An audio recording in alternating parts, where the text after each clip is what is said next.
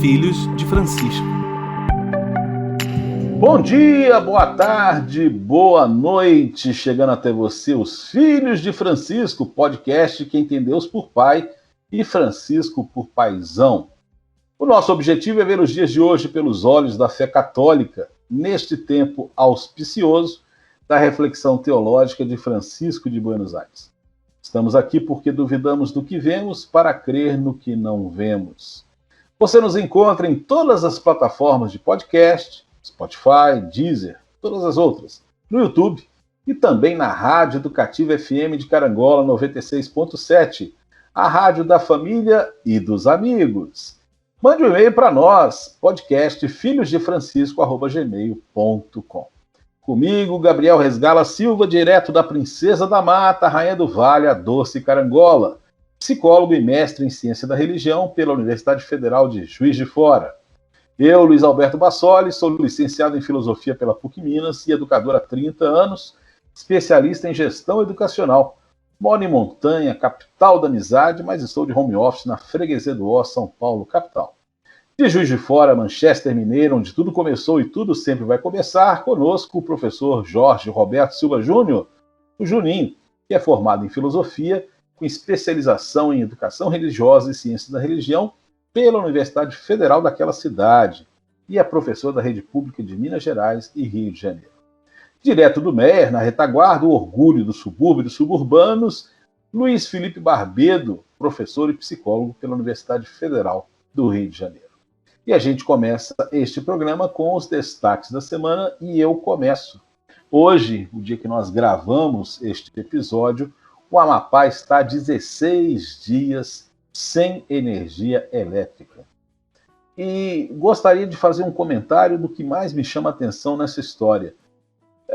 Eu entendo que possa ter um problema sério na energia de um estado, de uma região. Entendo que possa acontecer um blackout, até já aconteceu nos Estados Unidos, Nova York, há muitos anos não acontece isso, décadas, mas às vezes de 24 horas em Nova York, de blackout.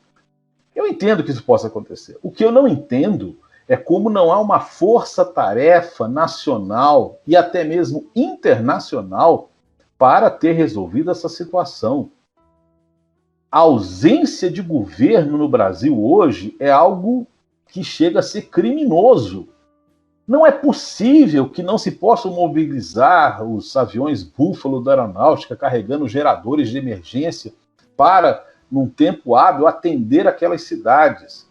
Claro que não vai restituir a energia toda necessariamente, mas um mutirão nacional para cuidar daquilo é um absurdo, é algo inominável. É um estado inteiro da federação sem energia elétrica mais de 2 semanas. E não se vê governo mexer, não se vê...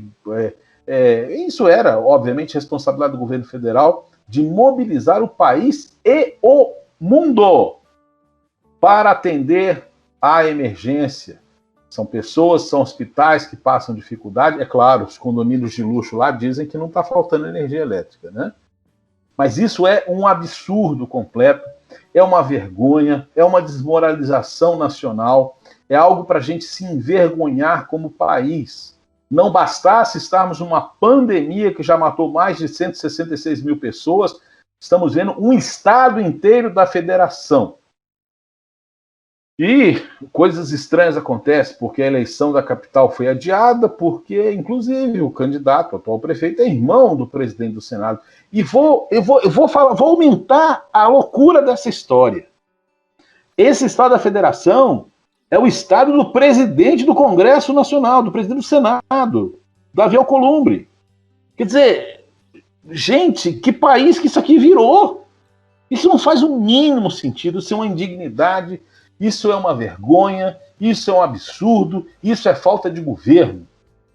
Porque toda essa questão da pandemia envolveu, e a gente está aqui conversando sobre a pandemia, e vamos falar hoje sobre a pandemia também, mas é uma situação objetiva, não tem nenhum debate ideológico, não tem preocupação de saúde e economia, é um estado sem energia elétrica durante 2 semanas, com a perspectiva de durar mais. Quando você estiver ouvindo esse episódio, você já vai saber até onde durou, se ainda está acontecendo.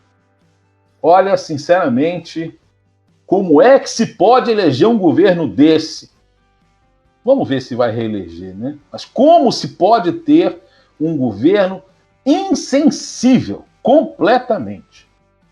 Eu coloco, porque é uma coisa objetiva, eu volto a dizer, a pandemia, todo que se envolve, e isso aqui a gente já conversou e vamos conversar mais hoje. Mas a história do Amapá é uma vergonha completa, um absurdo, e a próxima vítima pode ser você. Juninho, bom dia, boa tarde, boa noite. Qual é o seu destaque da semana, Juninho? Olá, bom dia, boa tarde, boa noite a todos que nos ouvem. O meu destaque da semana será seguida por uma análise, né? Mas podemos perceber que como houve uma ascensão, né, uma eleição de candidatos que são integrantes, pertencem a partidos bem mais à esquerda e até próximos de uma extrema esquerda, né? Partidos como PSTU, PSOL, né? Outras não mais ligadas, mais voltadas para o centro, como PCdoB. Então, bem, por que eu estou fazendo essa análise e trazendo isso? Porque as eleições foram dia 15, hoje nós estamos gravando dia 18, e bem, estou procurando, né, ver, e além desses partidos ligados para a linha mais à esquerda, também grande número de mulheres cis, mulheres trans, negros e negras, que fogem do padrão histórico dos políticos brasileiros. E eu falo isso porque o governo Bolsonaro, em 2018, aliás, o candidato Bolsonaro, com seu discurso, conseguiu eleger vários deputados federais, deputados estaduais, governadores. Governadores só foram eleitos com o vento do discurso do Bolsonaro, né? Governador do Rio de Janeiro, que está afastado por corrupção, o próprio Dória, que está nessa batalha de ego ferrenha aí sobre a vacina, entre outros. O Zema, aqui em Minas Gerais, mesmo após ter sido advertido pelo presidente do partido que não deveria ter feito isso, mas ele ganhou graças ao discurso bolsonarista que ele aderiu e colocou dentro das suas propostas e nos seus debates, enfim. Diferentemente do PT. Por que eu vou comparar com o PT? Porque o PT conseguiu nada mais, nada menos que manter, vamos colocar hegemonia, mantendo-se em 2 mandatos para presidente, né? 1 mandato e meio da Dilma, e vários prefeitos, deputados, senadores, governadores foram eleitos pelos ventos do PT. Em 2 anos, o discurso bolsonarista já perdeu força. Em 2 anos. Então, queria colocar essa análise após o fato que não sei como será daqui 2 anos para presidência, governadores, deputados e senadores. Né? 1/3 do Senado vai ser modificado. Não sei como será, mas já nessas eleições o bolsonarismo já perdeu o seu poder aí, podemos dizer.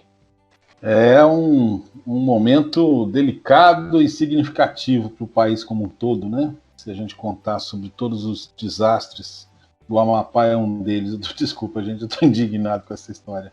Gabriel, bom dia, boa tarde, boa noite. Qual é o seu destaque da semana? Bom dia, boa tarde, boa noite. Pois é, semana passada eu particularmente fiz um esforço para colocar destaque positivo. A gente tinha acabado de descobrir a primeira vacina com eficácia comprovada, essa semana já tem outra vacina, né? Só que infelizmente parece que está sendo uma semana de notícias negativas mesmo, que nem a gente está colocando, né? O Amapá teve essa diferenciação que o Juninho colocou aí na política né, que pode talvez trazer coisas boas, depois a gente pode conversar um pouco mais sobre isso, né? Mas eu acho que uma coisa muito preocupante agora que a gente está vendo acontecer é a subida da tal segunda onda, né? Sendo que, como algumas pessoas estão falando, a gente mal saiu da primeira, e a gente já está vendo uma volta da subida expressiva do número de casos e de mortes no nosso país. A gente imaginou, algumas pessoas, né, chegaram a imaginar que essa variação desse número estava mais ligada ao tempo, né, então estava sendo prevista talvez uma segunda onda para o inverno do ano que vem, mas pelo visto, a exemplo do que já está acontecendo na Europa, está chegando aqui com força mesmo. E é muito triste estar acontecendo isso logo agora, nesse momento, que a gente está se preparando para as compras de fim de ano, para o Natal, para o Réveillon, para o Carnaval. Mas é a realidade. Não dá para a gente negar a realidade, não dá para a gente fugir disso tudo. Eu acho que é impossível a gente pensar nisso tudo sem voltar a fazer uma crítica pesadíssima ao nosso sistema político, né? Porque é muita coincidência que isso esteja vindo à tona logo depois das eleições. Foi logo depois, um dia depois que as eleições passaram, o primeiro turno começou a soltar tal, a subida de casos, né? E engraçado que o vírus deve ter esperado, né, para votar primeiro para depois sair na rua, né?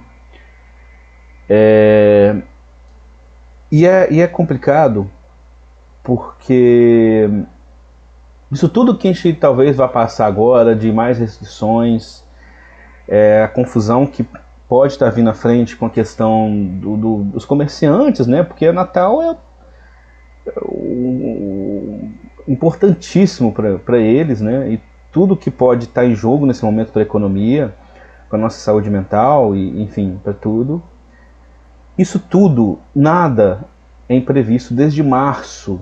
A única coisa que aconteceu de imprevisto nisso tudo foi no começo do ano, a chegada da pandemia. Mas logo que ela chegou, a gente já pôde ter várias análises de cientistas, a gente já pôde olhar como é que foi o comportamento de outros vírus, de outras pandemias passadas. Então, desde o princípio a gente sabia que isso ia durar muito, a gente sabia que podia haver uma segunda onda.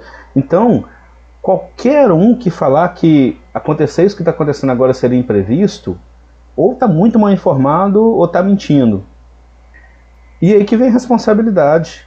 Por que não foi feito um planejamento, sabe?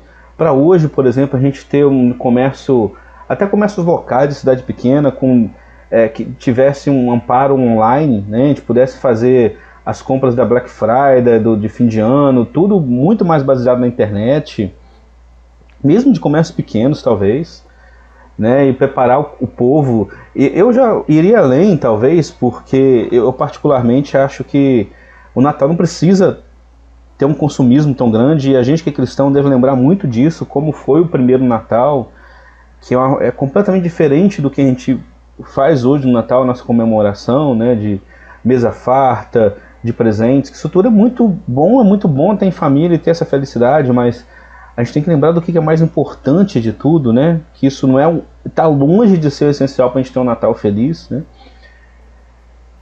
mas acho que nem precisava disso, sabe, nem precisava exigir essa mentalidade da população, bastava a gente se preparar e ter um mínimo de planejamento para encarar isso tudo.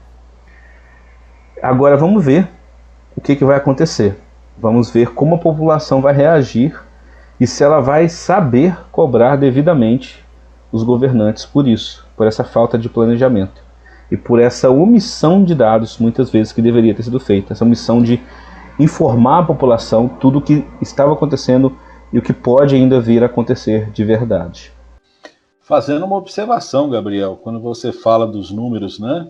O sistema ficou fora do ar e parece que 10 dias ou algo assim antes do primeiro turno. E é uma coisa muito estranha, né? Mas, de fato, os números estavam sendo maquiados, escondidos. E como você disse, essa questão de planejamento. É claro que a responsabilidade histórica vai ficar sobre o cidadão que está sentado hoje na cadeira da presidência da República. Mas, infelizmente, o povo brasileiro, boa parte dele, não vou fazer estatística aqui, porque não cabe, não tem ideia, também é responsável por isso, no sentido de que as pessoas não se dão conta de não querem enxergar a gravidade do momento. Enfim, né? Quando a gente vê, como a gente viu hoje, dia 18, um milionário, o cara mais rico do país, falando em imunidade do rebanho, a gente fica muito desanimado. Mas esse vai ser um dos temas, ou talvez um ponto fundamental no nosso programa de hoje. Nós vamos falar sobre o impacto do combate à pandemia para prefeitos que buscavam a reeleição. E também podemos falar sobre os Estados Unidos, né, onde a pandemia também foi decisiva.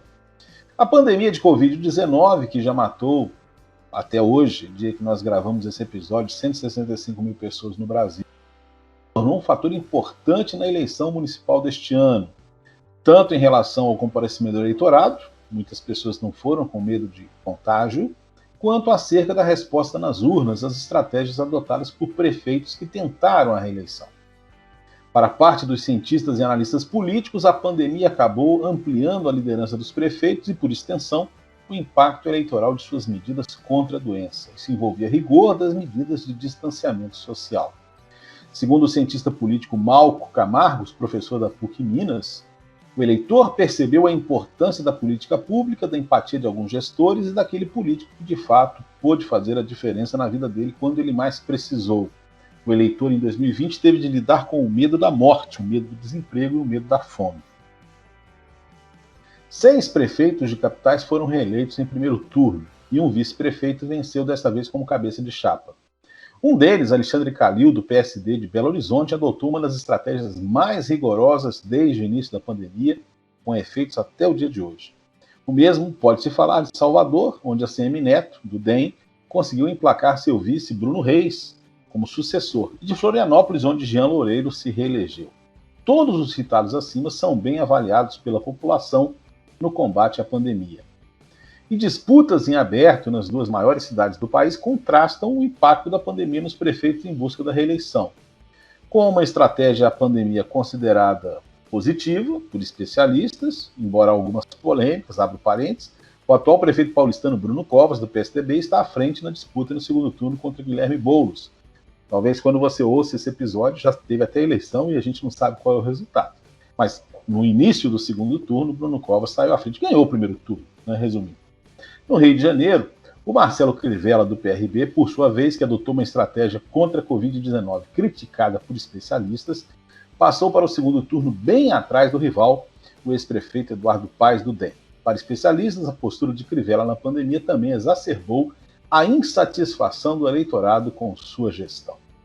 Resultado das eleições e a pandemia é o nosso tema de hoje. E eu começo com você, Gabriel. Na questão do combate à pandemia, o voto do brasileiro em geral, o que nós podemos observar nessas eleições? Qual é a análise que você faz? Olha, você falando, eu fiquei me lembrando da nossa primeira gravação lá que a gente fez, né? Que, se não me engano, virou um episódio depois do 3º episódio, que de vez em quando eu lembro e comento sobre ele, que era bem no início da pandemia, e a gente falando, gente do céu, isso a gente achou que ali ia ser o declínio imediato do bolsonarismo, quando o Bolsonaro começou aquele discurso mais negacionista. A gente falou, como assim, esse cara, daqui a um mês, sei lá, vai estar todo mundo pedindo a cabeça dele, porque ele está simplesmente deixando as pessoas morrerem, né? E para nossa surpresa, pelo menos para minha surpresa, iniciou-se ali um projeto um agravamento da política deles de desinformação, de fake news, de teorias da conspiração. As coisas ficaram ainda mais pesadas, mais autoritárias, queriam até dar golpe de Estado, enfim. Criou um movimento que ficou parecendo uma seita, e a gente já conversou sobre isso aqui muitas vezes, né? Negacionista, cada vez com um discurso diferente, com um argumento diferente sobre a pandemia, querendo negar a realidade e fazendo com que esse movimento tivesse uma sobrevida. né, a popularidade do presidente até chegou a aumentar algumas vezes. Mas, como mentira tem perna curta, parece que não só a população brasileira, mas a população mundial já não está engolindo fácil isso, né? Quando a gente está vendo centenas de milhares de mortes no nosso país e no mundo inteiro, e o impacto que a gente está vendo isso na vida de cada um, e está vendo que não dá para tampar o sol com a peneira, as coisas estão ficando mais difíceis de ser escondidas, né? E foi o que a gente viu nos Estados Unidos, porque o Trump, todo mundo diz, os analistas, que ele tinha a reeleição com praticamente garantida, se não fosse a pandemia. E é muito normal os presidentes americanos se reelegerem, principalmente o Trump, que sempre teve um carisma muito grande, né?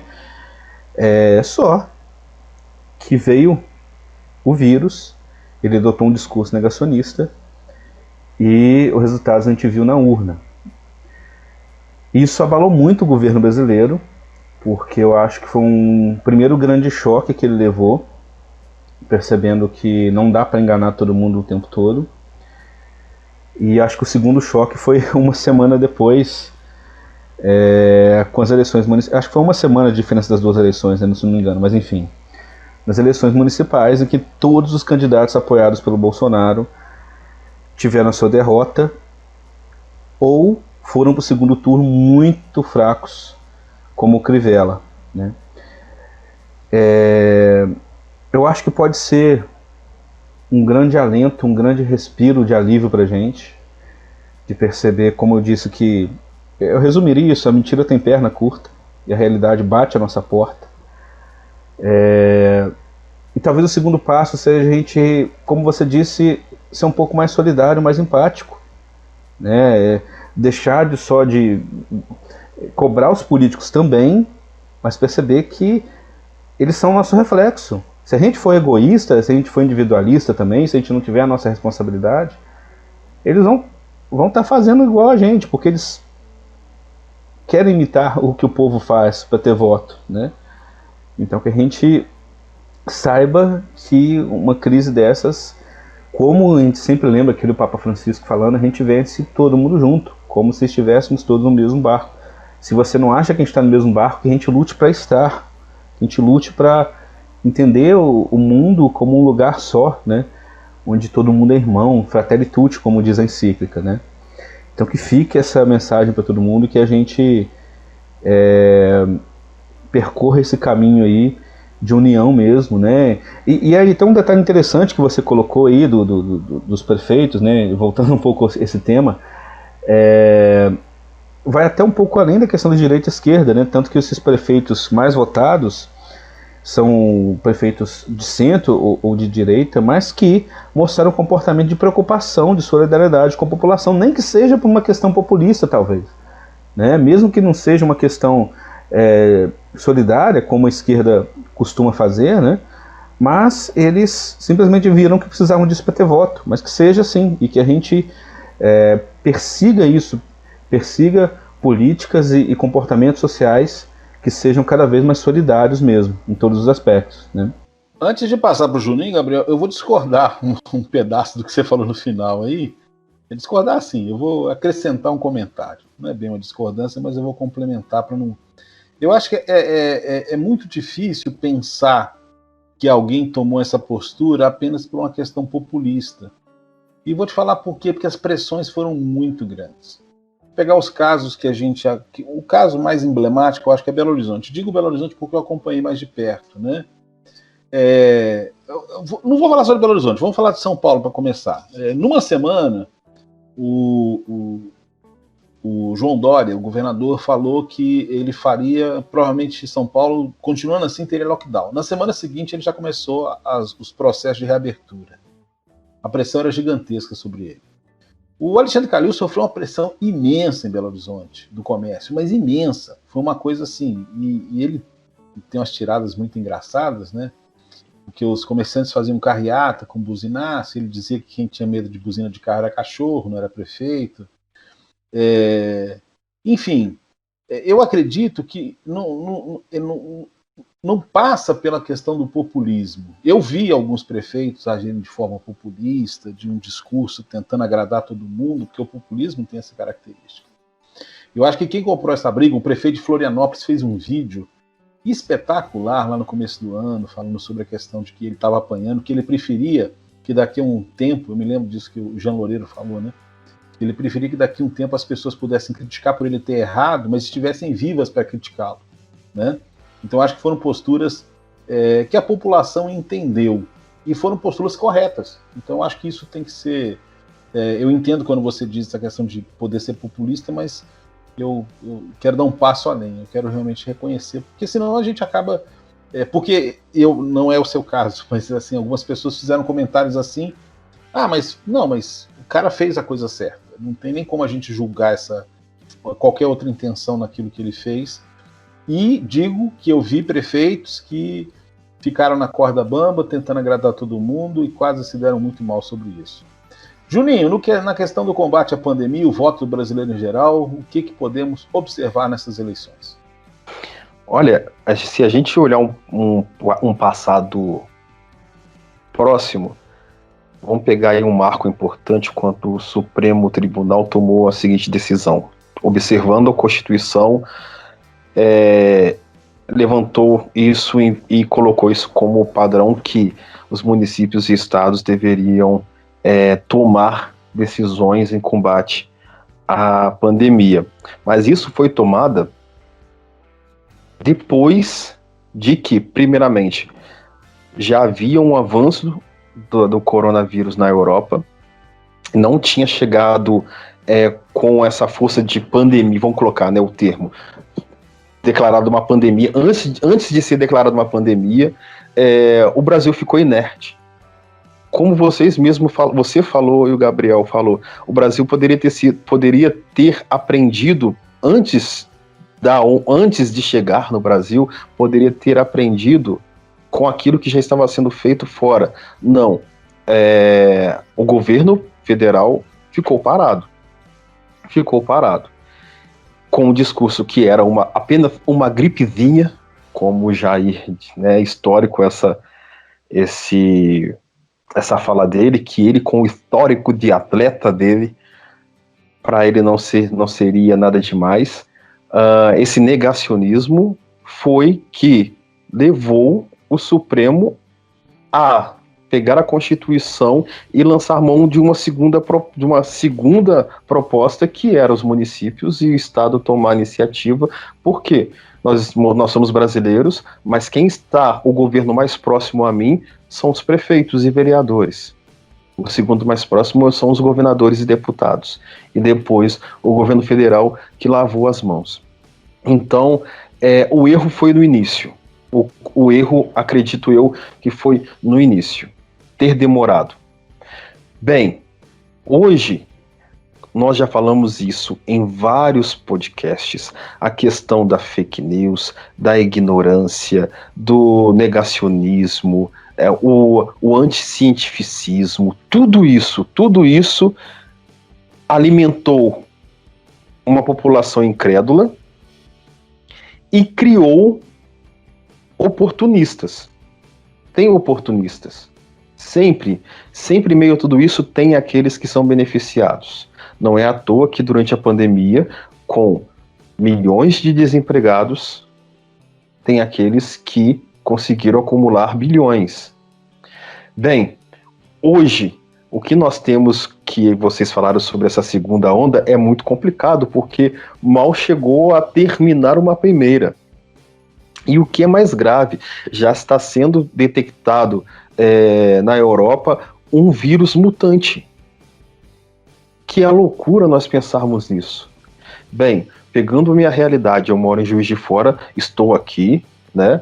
Trabalho no estado do Rio, mas desde março não vou ao Rio, desde março não vou à escola que eu trabalho aqui em Juiz de Fora. Então o que eu tenho saio da minha casa para ir ao médico para comprar alimentos, mas nesse trajeto, principalmente aos finais de semana, as pessoas estão vivendo uma vida normal, algumas com máscaras, outras sem máscaras, mas bares abertos aqui em Juiz de Fora, que foi necessário que o Estado declarasse que Juiz de Fora voltasse à bandeira amarela, e no estado de Minas há regiões como o Vale do Jequitinhonha e Mucuri que já voltaram, regrediram para a bandeira vermelha. Juiz de Fora não demora muito, porque houve e está hoje, o sistema público já está saturado com internações, que, como vocês bem falaram, essa notícia foi negligenciada até as eleições. Então há muita manipulação, e eu entendi o que o Gabriel, e não estou dizendo que você não entendeu, tá, Luiz? Quando ele falou sobre um populismo naquilo que estava sendo proposto enquanto política pré-eleitoreira, vamos assim dizer. Porque foi só o primeiro turno terminar que veio a bomba. Pá! E foi preciso. Porque no domingo veio a notícia aqui em Juiz de Fora que os hospitais já estavam superlotados, e na segunda-feira já saiu um novo decreto como seria a nova realidade de Juiz de Fora ao retornar na segunda-feira, dia 16, depois das eleições, para a bandeira amarela. É complicado isso, né? A gente tem que sempre questionar isso. Não estou dizendo que você, Luiz, não fez isso. E aí eu concordo com a sua pontuação, ao mesmo tempo que concordo também plenamente com a fala do Gabriel. Há interesses, há um discurso muito, ele usou a palavra que eu esqueci agora, populista, e são recursos eleitoreiros brasileiros de longa data, né? O Gabriel queria colocar uma coisa, Gabriel? Desculpa. É o seguinte, a gente explicar o que eu quis dizer, né? Tentando explicar de uma forma mais direta, e eu quero levar essa discussão para vocês mesmo, que me veio uma questão aqui. Quando eu digo assim que às vezes alguns políticos, e aqui não foi julgando quem está fazendo isso ou não, mas a gente sabe que, enfim, existem realmente pessoas bem intencionadas e outras que não são, né? Não sei apontar quem seriam cada uma delas. O que a gente viu é que o populismo negacionista, de deixar para lá e falar eu sou poderoso, a gente não pode ser maricas, a gente tem que enfrentar de peito aberto essa pandemia, isso não está colando. Nas urnas, a população está vendo que isso está sendo ruim para a popularidade dos políticos. Então esse tipo de populismo não está dando certo. Agora, será que o outro populismo, o populismo de querer ser mais rígido, né, enfrentar sim com coragem, mas de forma mais rígida a pandemia também, talvez em busca de votos também, que é uma outra aposta que ninguém dava nada por ela, mas deu certo em algum lugar, será que isso não funcionou em alguns lugares? E eu vou colocar essa pergunta já com uma pimentinha aqui, pelo seguinte, algumas pessoas que fizeram isso, alguns partidos, né, alguns políticos, são partidos tradicionalmente alinhados com o tipo de política de não estar nem aí para a população. São partidos que defendem políticas neoliberais, e a gente sabe que não é com essa ingenuidade de achar que o neoliberalismo vai trazer progresso, vai trazer benefício para todo mundo, que a mão invisível do mercado vai dar um jeito, os pobres vão ser mais prósperos, quem quiser trabalhar. Não, a gente está vendo que no nosso país isso nunca funcionou, e sempre deixou o país mais pobre e os ricos mais ricos, e muita gente insistindo nesse tipo de política. Então fica a questão, será que agora a pandemia humanizou os políticos, alguns políticos, nesse aspecto, e eles viram que tem um limite mesmo para o neoliberalismo? Ou será que realmente tem alguma coisa que a gente não sabe explicar por trás disso tudo aí? O que vocês acham disso? Pode falar, Luiz. Não, eu acredito, Gabriel, que foi uma situação atípica, né? Essa situação, e a gente já conversou sobre isso lá atrás, as máscaras caíram, entendeu? Foi um tema num dos nossos primeiros episódios. E eu acredito que, os que eu citei, vou citar um, o Jean Loureiro lá em Florianópolis, que eu me lembro no início da pandemia. Eu não sei como é que foi a evolução depois, mas ele está bem avaliado e estou acompanhando o noticiário, né? Mas enfim, Eu acredito que, mesmo que esse político faça parte de um partido que, teoricamente, não se preocupa com políticas públicas, vamos nivelar em termos de políticas públicas, né? Eu acredito que esses políticos, diante de uma situação completamente anômala, e especialmente envolvendo, que aí é uma outra questão também, né? Envolver uma sobrecarga do sistema de saúde, né?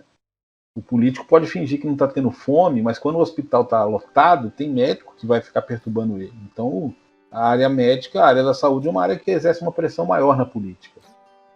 Mas, enfim, eu de fato acredito, eu vou dar esse benefício da dúvida aí, cara. Eu acredito que muitos políticos mostraram uma face humana diante de uma situação que, no cotidiano, porque às vezes até por uma questão simples. No Brasil a gente acha normal as pessoas passarem fome. Eu digo que a gente acha normal porque as pessoas não, muitas vezes... porque tem gente passando fome. Se tem gente passando fome é porque a gente acha normal. Se a gente não achasse normal, não tinha gente passando fome.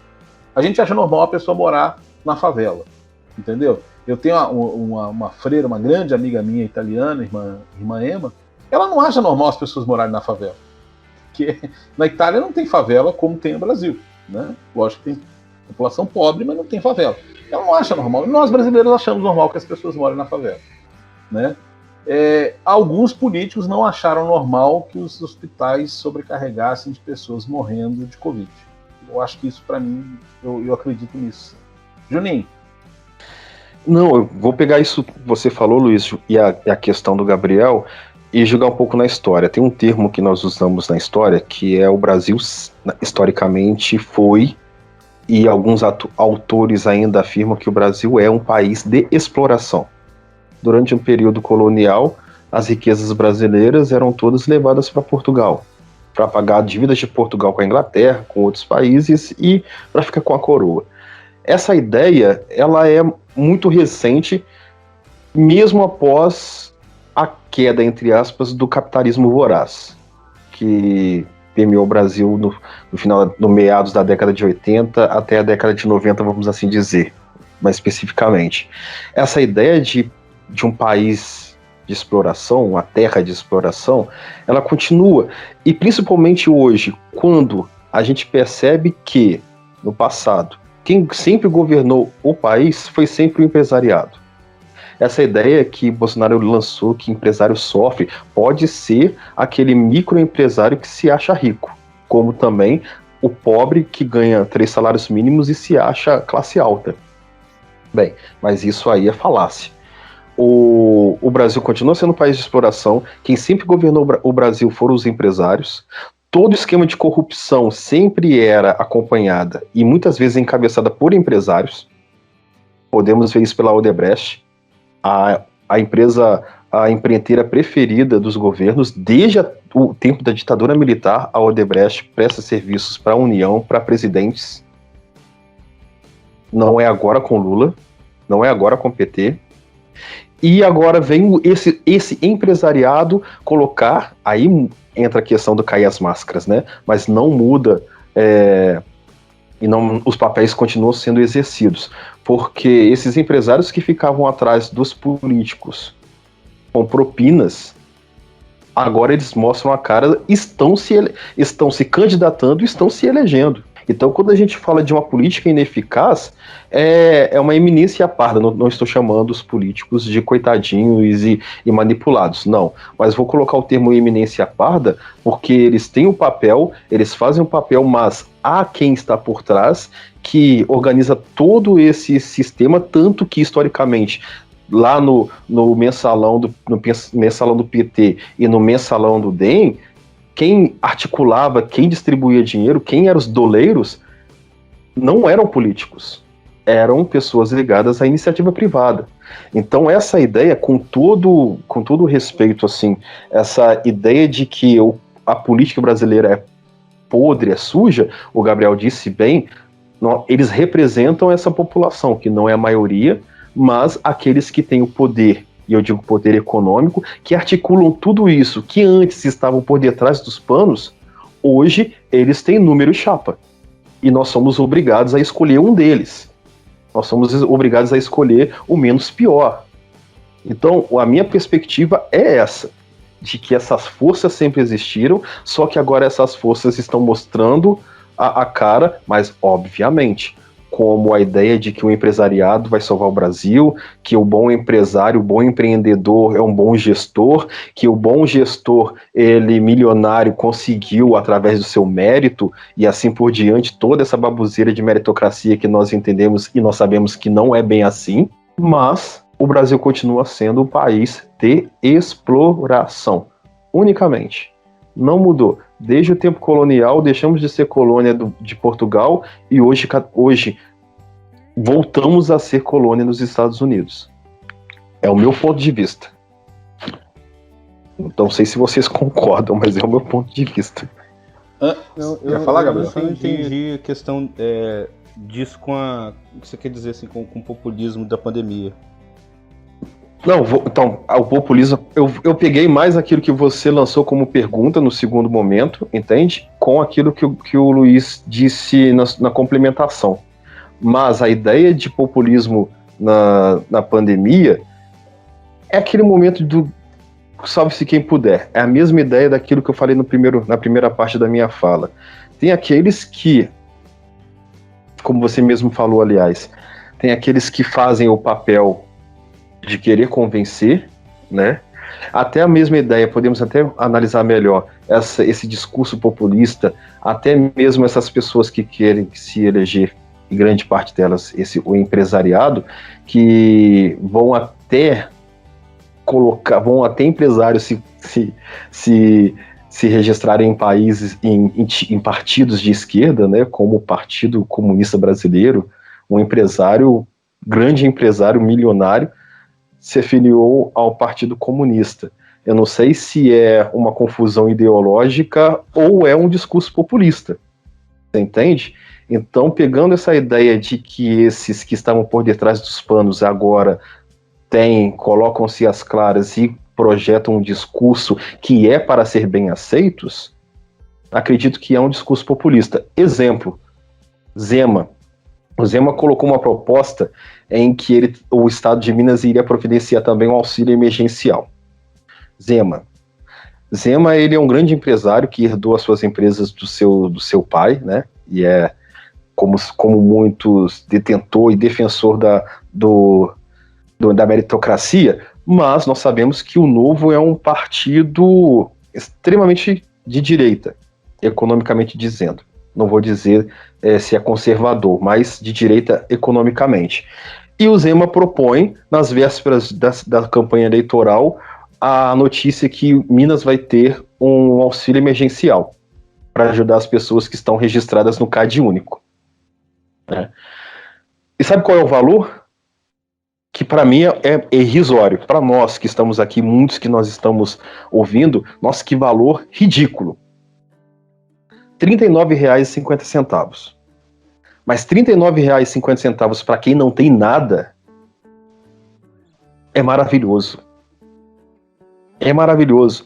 Então, é disso que eu falo enquanto desses que abraçam discursos populistas, que eram empresários, são empresários e entram na política, eles não têm que agradar somente o empresariado, ou aquele que pensa que o empresariado salva o Brasil.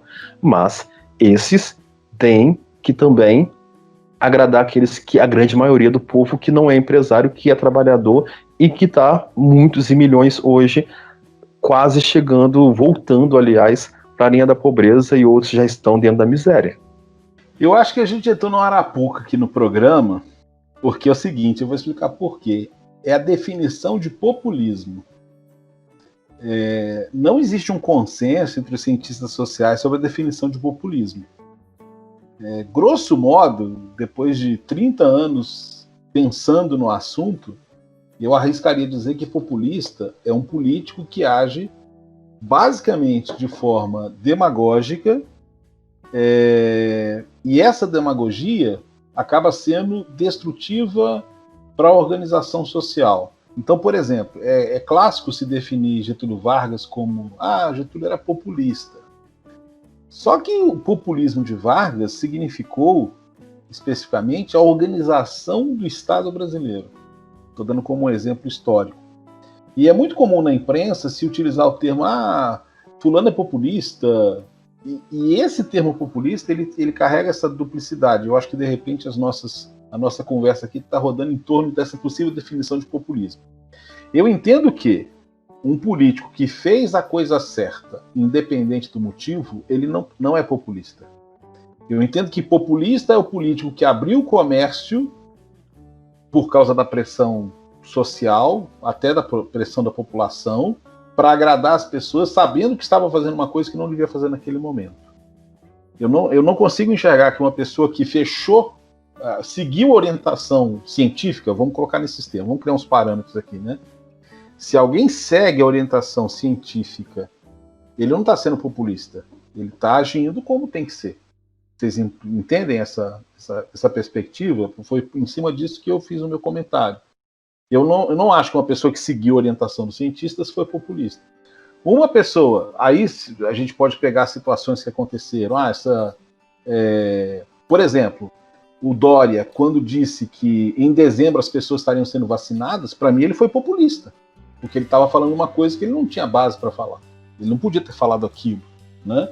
Porque não era verdade e todo mundo estranhou. Como é que ele falou aquilo? Ele não falou dentro das bases científicas.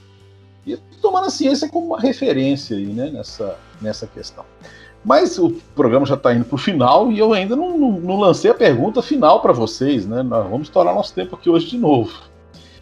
Aconteceu, melhor dizendo, para você que está ouvindo o episódio, agora nessa semana em que nós estamos gravando esse episódio, quinta, sexta e sábado, 19, 20 e 21 de novembro, um evento internacional que teve como protagonistas jovens economistas e empreendedores de todo o mundo.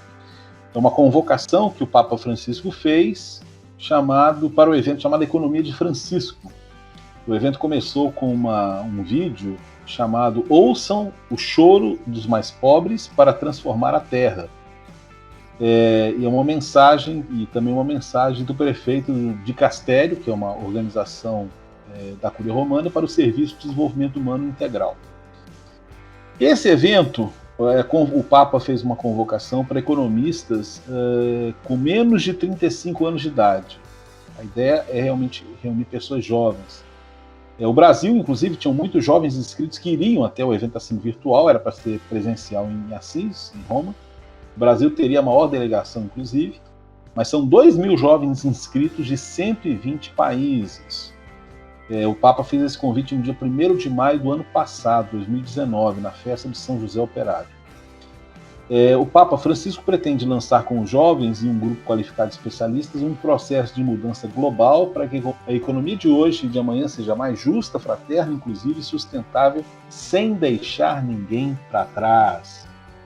E foram criadas 12 aldeias temáticas: trabalho e cuidado, gestão e dom, finanças e humanidade, agricultura e justiça, energia e pobreza, lucro e vocação, políticas para a felicidade, CO2 da desigualdade, negócios e paz, a economia é mulher, empresas em transição, vida e estilos de vida. E eu fiz essa introdução para completar dizendo o seguinte: agora em novembro, as rotas de aviação que mais tiveram voos são no Oriente. Seul, Vietnã, Coreia, Vietnã, Japão, China, porque esses países eles estão relativamente controlando a pandemia, inclusive seja por uma atuação dos governos, mas seja também porque no Oriente existe uma perspectiva menos individualista. E esse é um tema que a gente já comentou aqui desde a abertura, o Gabriel falou muito bem sobre isso agora há pouco.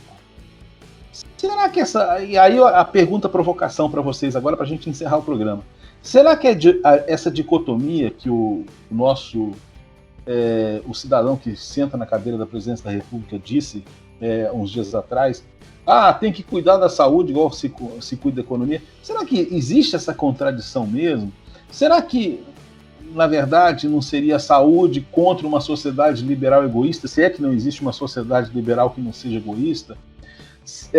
Eu entendo, por exemplo, o Gabriel levantou o drama que os comerciantes passarão no final do ano, se o comércio vier a fechar, se não vier a fechar, mas será que a nossa economia não é muito centralizada no cada um sozinho? E a gente perdeu, e a gente, ao mesmo tempo que a gente vê essa crise da pandemia, nessa questão econômica especificamente, Será que isso não está provando que a nossa economia é doente, como o Papa falou lá no ano passado, quando ele chama esse evento da economia de Francisco, de que a gente devia pensar assim, a economia existe para o bem de todo mundo, e não salve-se quem puder. Eu quero abrir meu comércio e se dane se o avô e a avó, ou se mesmo o esposo ou a esposa do meu empregado vai morrer ou não vai morrer. Né? A gente está voltando a uma coisa que a gente já discutiu nesses episódios anteriores, mas enfim, essa é a provocação. O Papa se está convocando para uma nova economia. Será que essa crise, essa angústia que o Brasil vive não é decorrente de que a nossa economia se mostra realmente errada? Gabriel, qual a sua opinião sobre isso? Sim, eu acho que não existe essa dicotomia, porque numa crise você tem que olhar para todos os lados ao mesmo tempo. Né? Numa coisa tão pesada que muda tudo, não tem como você olhar só para a saúde, não tem como você olhar só para a economia. Eu sempre coloco no meio também a saúde mental, que eu acho que deveria ser uma política pública nesse momento também, assim como a saúde física, né, de prevenção ao vírus, assim como as outras preocupações de saúde que às vezes estão sendo negligenciadas por conta da atenção toda especial à pandemia. Eu acho que são momentos pesados, assim como, por exemplo, as outras crises de guerra, por exemplo, né? Que são momentos que lembram a gente que a gente não pode pensar só no nosso próprio umbigo, né? Países que passam por isso, que passam por diversos momentos assim, eles estão muito mais acostumados com esse tipo de pensamento. E a gente talvez, por ser um país assim que não enfrenta historicamente momentos fortes, não temos guerra no nosso território, não temos terremoto, não temos nenhum problema maior assim em termos de desastre natural, a não ser enchentes que acontecem vez ou outra, né? Mas aí já tem toda uma questão mais polêmica, porque envolve locais de moradia, né? Então, a gente é muito mal acostumado nisso. Nós temos, enquanto latinos, enquanto brasileiros, nós temos inúmeras qualidades que encantam o mundo inteiro. O mundo inteiro adora brasileiro, adora a nossa simpatia, a nossa afeição, a forma como nós somos afetivos, né? Mas nós somos ainda extremamente imaturos na hora de pensar coletivamente. Isso é muito, muito claro para mim, e isso varia muito de cidade para cidade, de estado para estado, né? Eu moro em cidade pequena. Quando eu fui para São Paulo, e que eu fui percebendo que... E lá ainda é Brasil, ainda não é um exemplo, né? Lá as pessoas ainda acham que falta evoluir muito, mas eu que vim de um lugar que tem menos senso ainda, eu ficava pasmo como é que as pessoas respeitavam coisas simples, como placas. Está escrito assim, na escada rolante do metrô: deixa a esquerda livre. E as pessoas liam e obedeciam, e quem não obedeciam, alguém cutucava e falava: por favor, vá para a direita, deixa a esquerda livre. E não tem nada a ver com a esquerda política, a esquerda da escada rolante, né? Mas enfim, até na calçada as pessoas andavam de lados separados, né? Pessoas tinham mão para andar na calçada.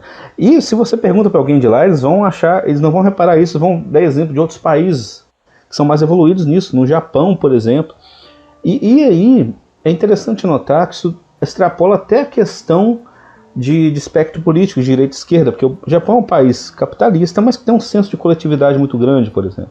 E outros países, talvez, mais de esquerda, também tem esse tipo de coletividade, né? Eu acho que isso é algo muito forte em algumas culturas orientais, principalmente, e que a gente tem muito a aprender. E eu acho que fica essa lição pra gente, de aprender que a gente deve olhar para um todo. Não devemos ser egoístas de achar, mas por que o fulano não tem que receber, por que pode fechar o bar do vizinho? Não, aliás, por que pode abrir academia, mas não pode abrir bar? Por que pode abrir escola, não pode? O vizinho tá na vantagem, eu não tô? Não. É hora de a gente pensar como um todo. O que é melhor para todo mundo? E de um não sair prejudicado em relação ao outro, não sair mais prejudicado do que o necessário. Mas a gente não é hora de olhar como uma mentalidade imatura nesse aspecto, né? E eu acho que aí a gente pegar o exemplo do nosso Papa, tudo que ele fala, tudo que ele escreve, pode ser um bom caminho para a gente seguir nesse aspecto. Juninho, então, Será que essa dicotomia saúde versus economia existe mesmo? Ou será que a contradição está entre uma sociedade liberal egoísta e a saúde? E aí, como até o Gabriel falou, não é só a saúde física, não, a saúde mental também. É complicado. É complicado porque quando o Gabriel falou bem, né? Quando um empresário quer abrir o seu comércio é para que ele consiga pagar as suas contas, entende? E ele pode estar sendo egoísta. Não sei se a palavra egoísta é a melhor. E nem estou dizendo que nesses casos são tidos como egoístas, sabe? Porque a palavra egoísmo é o ego, eu, ismo, centro, né? É o eu no centro. Mas tem aquela mesma. Tem uma frase que se não pensar em mim, ninguém pensa. Sabe? É complicado, gente. É complicado. Sabe? A gente não vou falar a palavra rotular, mas adjetivar certos comportamentos. E, mais uma vez, repito, há aqueles que manipulam e se beneficiaram com a pandemia? Tem. Mas entra uma questão que, às vezes, as vítimas brigam entre si para achar quem é o culpado disso tudo. Todo mundo é culpado. Mais ou menos como a Dilma falou naquela célebre frase: ninguém vai ganhar e quem vai perder? Ninguém vai ganhar e perder, vai todo mundo perder. Sabe? É porque é complicado, porque quem tá brigando para abrir o seu comércio, lá o senhorzinho tá querendo abrir a sua mercearia, é porque ele tem que pagar a conta do refrigerador que tá consumindo luz. A luz em Minas Gerais é absurdamente cara, ele tem que pagar a conta de luz que não parou de chegar. A senhora, né, a diarista que o patrão rico e a patroa rica chamaram para poder voltar a trabalhar, e ela não foi pensando que ela é egoísta. Não, eu tenho que colocar comida na minha mesa, porque eu não tenho marido, tenho 3 filhos aqui, a minha mãe mora comigo, quem é que vai? R$300 não consegue manter uma família. Ou que seja 300 e um valor para cada dependente, não dá com as coisas todas caras do jeito que estão. Egoísmo, a gente tem que peneirar, sabe, nessas situações. Faltou política pública? Faltou. Nós vivemos em um país que a Constituição garante o bem-estar social. Estão querendo fazer reformas liberais, mas nós não deixamos de ser um país em que a arrecadação de impostos pelos impostos é alta e são mal aplicados. Então, o que nós estamos sofrendo hoje é um desgoverno histórico. É a má administração pública histórica. Que em outros países houveram-se perdas, infelizmente. O Brasil está tendo ainda perdas. Em Juiz de Fora, uma cidade com 560 mil habitantes, por dia morrem-se 3, 5 pessoas por dia em Juiz de Fora decorrente ao Covid. Há aqueles que estão duvidando se é realmente o Covid que está matando as pessoas até hoje, que é uma loucura. Então, e o que o Estado, o poder público, a União, estados e municípios estão fazendo? Se preocupando com a eleição, pensando nas próximas eleições e garantindo o deles. E nós que estamos aqui embaixo estamos brigando entre nós como se nós fôssemos o culpados ou estamos gerando algum mal para o outro. Infelizmente, existem forças maiores do que a nossa, existem que deveriam estar tomando decisões, iniciativas muito mais rígidas, e vivemos uma sociedade partida que não é de agora, dividida que não é de agora, que era necessário fazer uma união de todos nós. Então a pandemia ela só trouxe à tona tudo aquilo que muitos não percebiam e ainda muitos não estão entendendo. Infelizmente. Mas o que nós estamos vivendo é um fator momentâneo que é a pandemia, que não vai passar em 2021, desculpa, gente. Quando chegar a passagem do dia 31 de dezembro para o dia 1º de janeiro de 2021, você não vai poder queimar sua máscara, você não vai poder rodar ela para cima, você não vai poder jogar ela para o alto como se fosse um capelo de uma beca de formatura, não vai poder. Isso vai permanecer durante algum tempo. Enquanto vivemos essa confusão ideológica, fato, porque direita também, conservadorismo também é ideologia, não é somente a esquerda que é ideologia. Enquanto viver nesse mundo isolado, acho que a palavra é muito mais isolados, desolados do que propriamente egoístas, porque nós estamos vivendo uma confusão, enquanto vivermos nesse padrão de loucura, de isolamento, não isolamento físico que é necessário, mas isolamento de almas, de corpos e individualistas. Eu acho que muito mais que egoísta, a palavra seria individualistas. Enquanto vivemos no padrão individualistas como estamos vivendo, essa pandemia no Brasil, pelo menos, não vai ser solucionada. Como ainda a vacina nem está pronta, está se debatendo se vai ser obrigatória ou não, e aqueles estão pensando em não se vacinarem. Olha que loucura que nós estamos vivendo. E tudo isso não é de agora. Só está sendo colocado às claras o que já estava enterrado em alguns nichos, em alguns buracos aí da sociedade. É o meu ponto de vista. Não sei se vocês concordam. Ô Juninho, eu queria só esclarecer. Eu acho que no final da sua frase, exatamente o que você falou no final da sua fala. O que eu quis dizer, é bom deixar isso claro, né?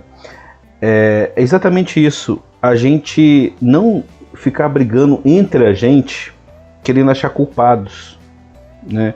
Aqui em Carangola teve uma questão quando a coisa começou a ficar preta e já estava relaxando e ia ter que fechar de novo, começou a briga, porque os comerciantes não queriam fechar, e eles falaram, como um dos locais que estavam tendo mais casos era o hospital da cidade, eles falaram que eles não tinham que fechar, que a culpa era dos funcionários dos hospitais, que ficavam andando para cima e para baixo, e o certo seria os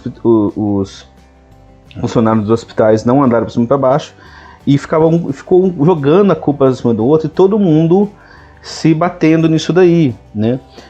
E é exatamente a frase da Dilma que você colocou. Ninguém vai ganhar, ninguém vai perder, vai todo mundo perder. A gente tem que ter isso em mente. Então, não é para a gente ficar acusando o outro, o que eu quis dizer é isso.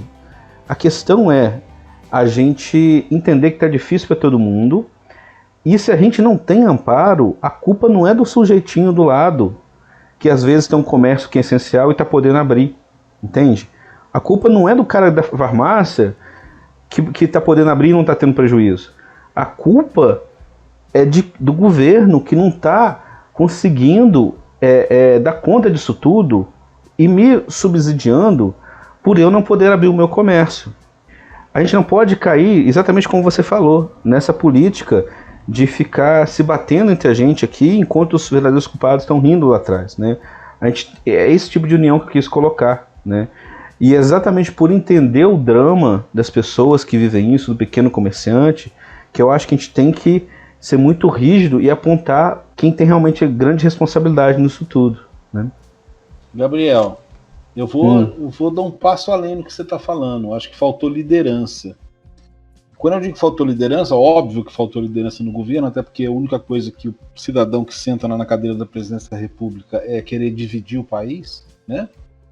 Mas faltou liderança de entidades. Eu acho que a falta de visão das entidades, de todas as entidades sociais, de pensar um processo que lá atrás, e que está voltando agora a acontecer de forma óbvia, é o seguinte: aqueles que falam assim, a gente vai abrir escola, vai abrir fábrica, vai abrir com os protocolos de segurança, sabe? A gente, e para dizer a verdade, eu acredito que nem é nesses espaços que estão acontecendo as grandes contaminações, tá?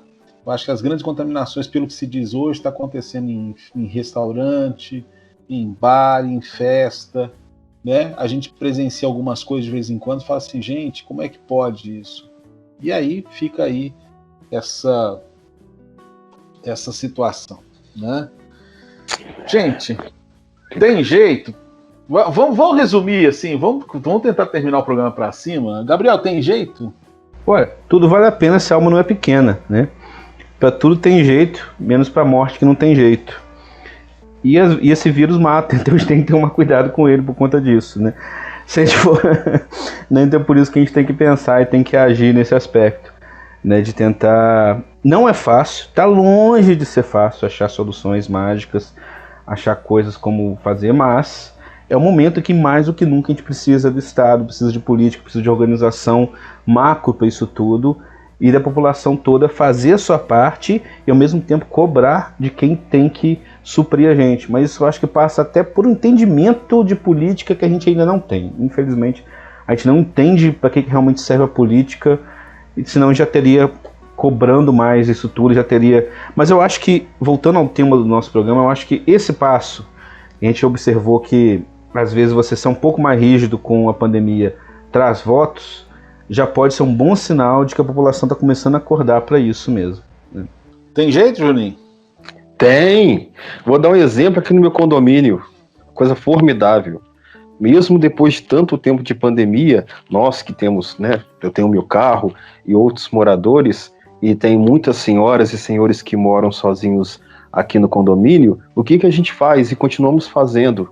Né? E até eu falo isso de uma forma muito feliz, porque por eu não ficar a semana toda em Juiz de Fora, eu não conheço tantos meus vizinhos, infelizmente. Conheço muitos. Outros também não queria conhecer não, mas infelizmente conheço. Mas há aqueles que eu gostaria de conhecer e não conheço. E nessa pandemia pude conhecer como? Tem uma lista que nós colocamos de pessoas que vão ao supermercado, né, no grupo, e quem quiser que traga algo, não vamos levar, mas quer que traga algo, fale. Que quem vai no supermercado, ou no mercado, ou pagar uma conta, ou o que seja, vai para essas pessoas que teriam que usar o transporte coletivo, que já são do grupo de risco, seja pela idade ou por uma comorbidade, e isso fortaleceu muito a comunidade de condomínio onde eu moro aqui. Eu acho isso formidável, porque a gente, claro, a importância da política é singular, mas você falou, Luiz, sobre a questão das entidades que foram muito maculadas por a ideia de que entidades, ONGs, elas são sanguessugas de dinheiro público, né? Houve essa contaminação sobre entidades, então houve um enfraquecimento ideológico sobre entidades. Mas as pessoas se fortaleceram enquanto comunidade em muitos aspectos. Então eu acho que tem jeito, essa pandemia ela veio, né, de uma forma, infelizmente ela está aí, mas o ser humano, mais uma vez, consegue se reinventar em sua humanidade e voltar às essências, e isso me traz muita esperança. Eu fico muito feliz com isso, que é um dos exemplos. Nós podemos tirar um dia para falar de boas ações, ações que são típicas de um ser humano correto, mas acaba às vezes passando despercebido. A gente tem que enaltecer, né, levantar essas coisas, colocar no pedestal, porque é isso que o ser humano é de fato. Você nos encontra em todas as plataformas de podcast, no YouTube, agora também na Rádio Educativa FM 96.7 de Carangola, a rádio da família e dos amigos. Curta e compartilhe as nossas redes sociais. No YouTube, Filhos de Francisco Podcast. No Instagram, no Facebook, Filhos de Frank. No Twitter, Feed Francisco Podcast. Ou mande um e-mail para nós, podcastfilhosdefrancisco@gmail.com. Jesus fez ainda muitas outras coisas, que se fossem ditas uma por uma, penso que nem o mundo inteiro poderia conter os podcasts que se deveriam ser gravados. A gente volta na próxima semana. Um abraço, até lá!